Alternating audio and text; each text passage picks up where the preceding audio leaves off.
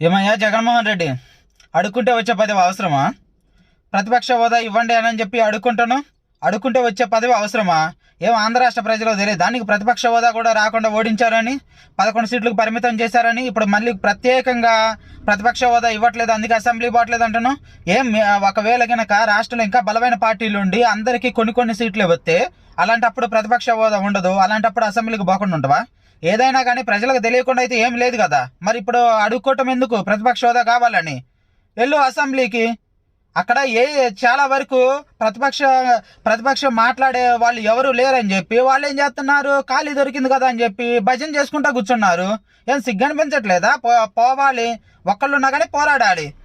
ఇప్పుడు ఏం మొత్తం కలిసి నువ్వు ఒక్కడవే ఉంటే అదురుపోయి పిరికోడు లెక్క బయట ఉండవా? ఎప్పుడైనా కానీ ధైర్యంగా పోయి పోరాడాలి కదా. ఒక నియోజకవర్గానికి వచ్చి ఒక ఎమ్మెల్యేని మాత్రమే ఉంటాడు. మరి అలాంటప్పుడు ఆ ఎమ్మెల్యే మాట్లాడాలి.